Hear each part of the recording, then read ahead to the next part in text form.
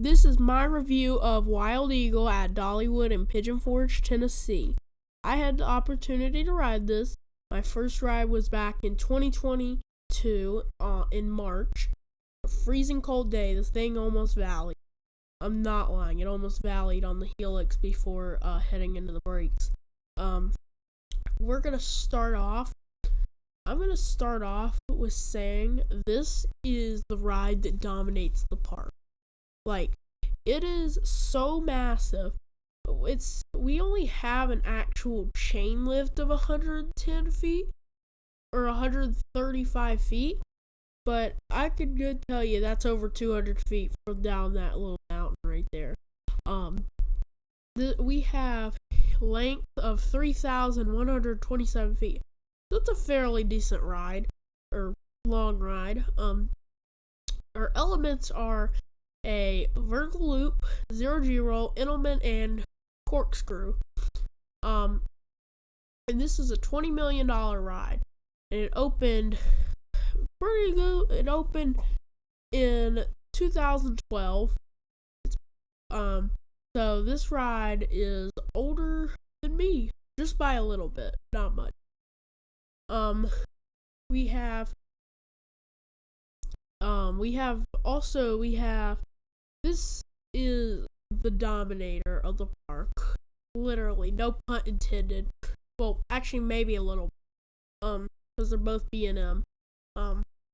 Right here, it's in a pretty compact area, but it stretches out really far. This goes all the way from Fire Chaser all the way down to basically Thunderhead.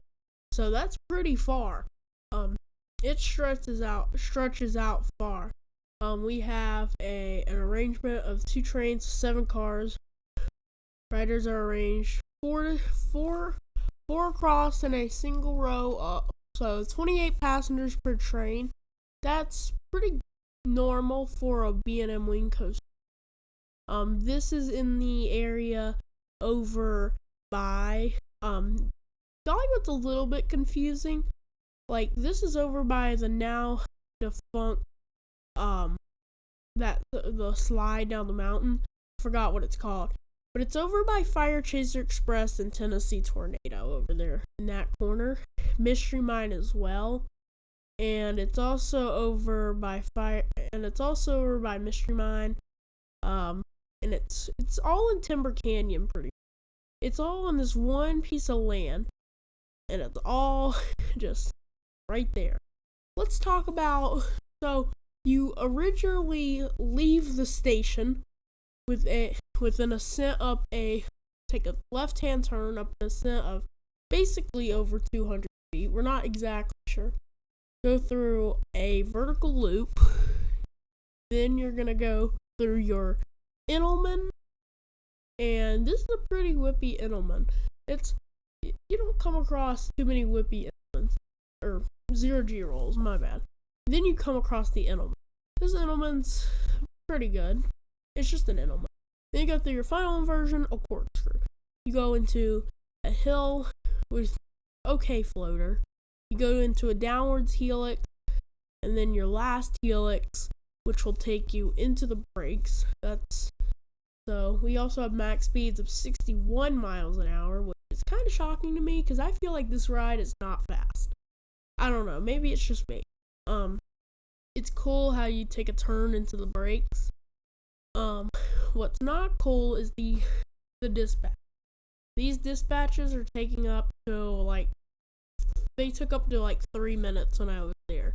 So Dollywood has great dispatches, except I don't know why Wild Eagle had slow ones. But they were rushing people up there. There were 3 people in the station. They were rushing us up. So I don't know. It's right next to Mystery Mine, which has been operating since 2007. But I'll have a separate review for that. This is probably my maybe not least favorite, but not my favorite B&M wing coaster. The closest other wing coaster to this, I think, is Thunderbird. Or if not Thunderbird, Gatekeeper. I'm not actually sure. Maybe even X-Flight. I don't think that's no, that's not the closest. The farthest, I think, I don't actually know. Whatever. All right, this ride is like really massive. It's just intimidating. That's a good word to describe. That describes a lot of rides. They look intimidating. They're not actually scary, but like they look intimidating. Like Wild Eagle's one of those, except it does nothing. Yeah. Tennessee Tornado actually does something. That thing is pretty giant. It's over 160 feet. Back to Wild Eagle though. The drop feels like an average drop. The loop, you do not slow down at all. You fly through that thing. The 0G roll's nice. The Entleman's nice. It's graceful. This ride's graceful. If you're looking for intensity, Thunderhead is down the midway. Same with Lightning Road, if it's open. Same with Tennessee Tornado right next to it.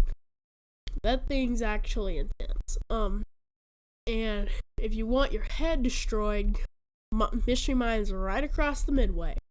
Alright, whatever.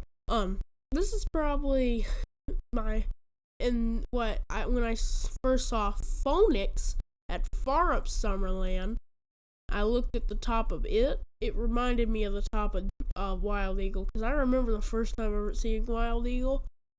This thing was massive. All I could see was like the very top of it, and we were going down the service road. Every time we come here, we take the trolley from Pigeon Forge. Down here, we do not go through that giant parking lot. That is a con of coming. But that about sums it up for my review of Wild Eagle at Dollywood in Pigeon Forge, Tennessee. More to see here from Coaster Stuff.